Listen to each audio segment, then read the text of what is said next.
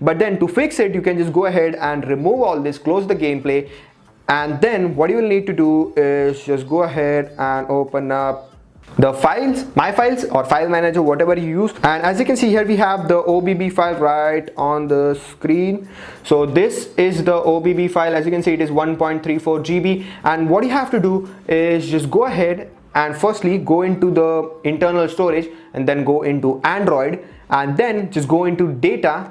And over here you can actually go ahead and find com.activision.callofduty.shooter. What you have to do is basically just go ahead and select this and then copy, and then what you will need to do is just follow these steps correctly, guys. If you just miss any step, then you're going to face another problem. So yeah, make sure you follow these steps properly. Once you're done with the copying that folder, you will need to go into the internal storage again. Just scroll and go into the Android, and over here there is another folder that is OBB. Just tap on it, and over here just paste the folder right again. Just click on done, and as you can see, this is the new folder that we copied from data. And now what you have to do is just open it up, then just select both of these files and delete it, and click on delete. And guys, the reason why I'm suggesting you to copy and stuff like that and not directly type it out or make a new folder is because a lot of people are making some sort of small error in typing, and even if the spelling is wrong or even a full stop is not there present in the folder, that's gonna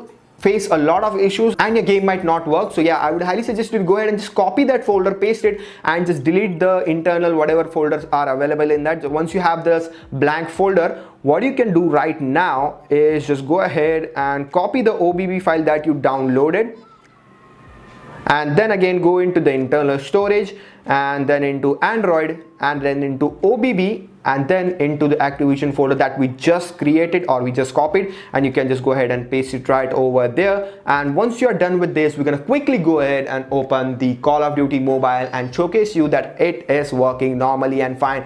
Just go ahead and follow these steps properly, guys. Even if you miss out a small step, that's going to show you a error like a black screen or anything like that. So yeah, guys, I would highly suggest you to go ahead and follow these steps carefully. And yeah, let's just wait till the copying is done, and we're going to go ahead and check out our new Call of Duty Mobile. So as you can see, the copying is done, and this is exactly in the proper folder. We're going to quickly go ahead and close all this, and right now we're going to go ahead and open up the game launcher and Call of Duty.